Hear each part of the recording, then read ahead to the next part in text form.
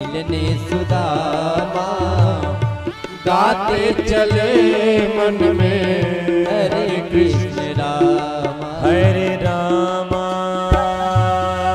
हरे रामा राम रामा हरे हरे हरे कृष्णा जय हो कृष्ण कृष्णा हरि बोल।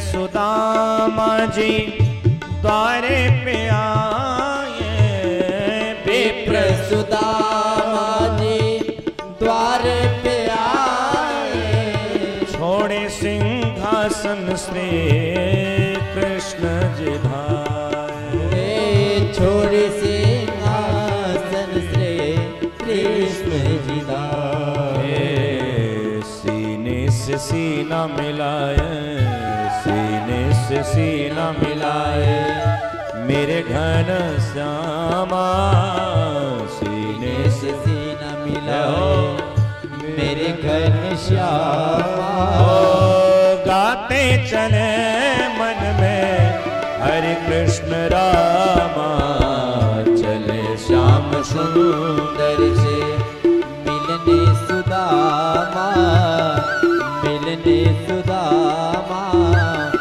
गाते चले मन में हरे कृष्ण रामा, चले श्याम सुंदर से मिलने सुदामा, चले श्याम सुंदर से मिलने सुदामा, गाते चले मन में हरे कृष्ण रामा, गाते चले मन में हरे कृष्ण रामा।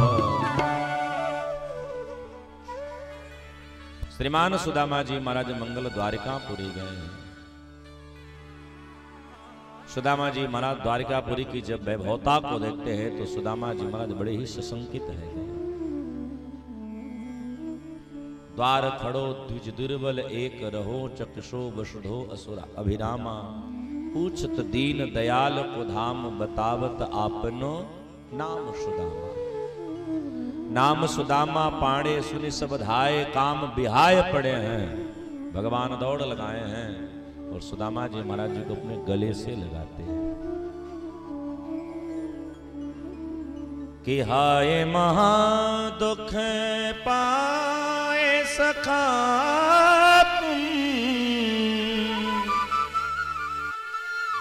आए ते कित दिन खोए,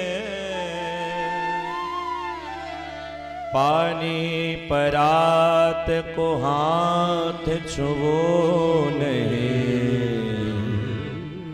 नैनन के जल सो पग धो।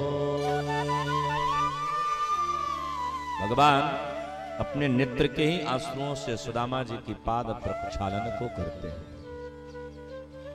कुशलता भई है, प्रणाम आदि हुआ। सुदामा जी महाराज बैठे हैं, भगवान सुदामा जी की चरण के पास बैठे हैं। रुक्मिणी जी भगवान सुदामा जी को पंखा कर रही हैं और मन ही मन सोच रही कि मनेन कृतम पुण्यम अवधूतेन भक्षणा श्रिया हीनेन लोकेस्मिन् गर्हीतेन धमेन च।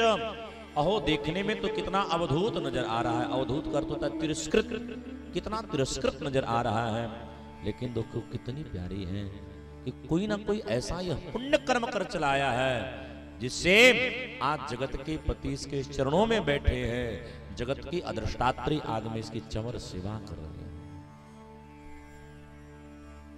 बचपना की बातें हुई हैं, भगवान को गुरुकुल की याद आई है। भगवान कहते भैया विवाह तुमने किया कि नहीं किया? कन्या बोले भैया एक ब्याह करी है, सुंदर 4 बच्चे हैं, तेरी भौजाई का नाम सुशीला है।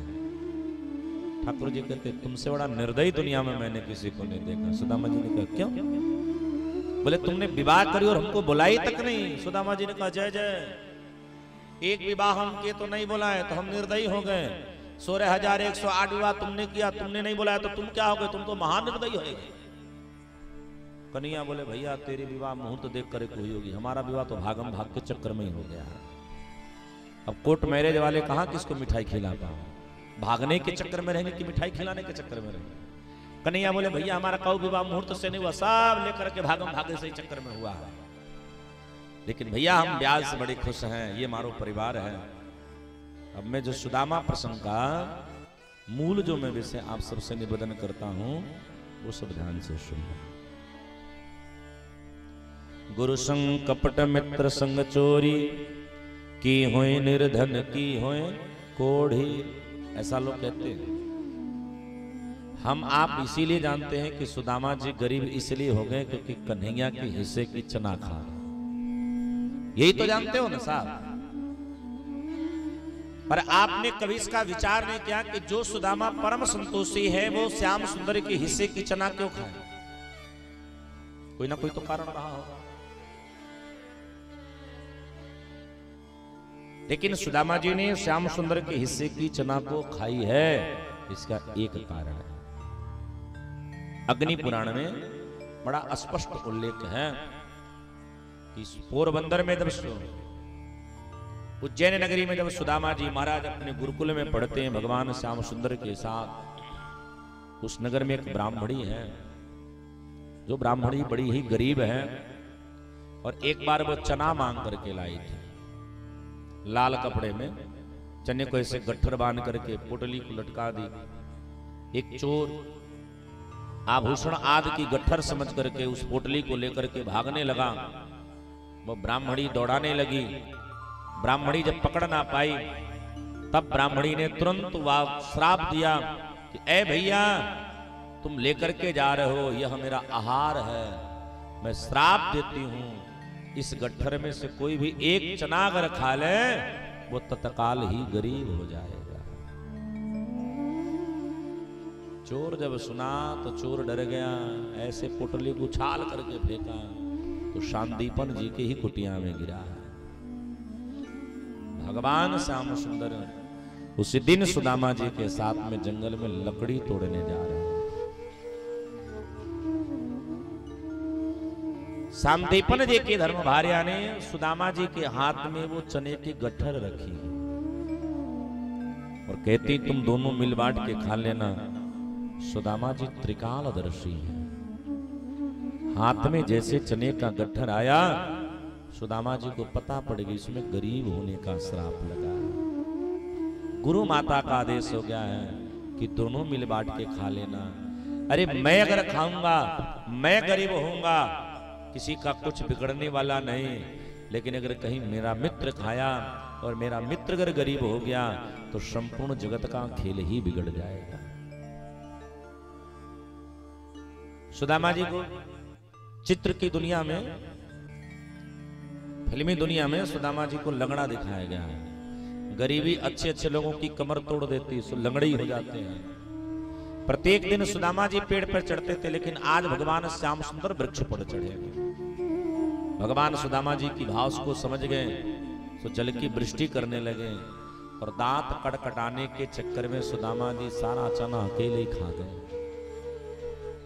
भगवान जानते हैं, भगवान समझ रहे हैं कि सुदामा जी हमारे हिस्से की गरीबी को खाए हैं, इतनी कष्ट को झेला है।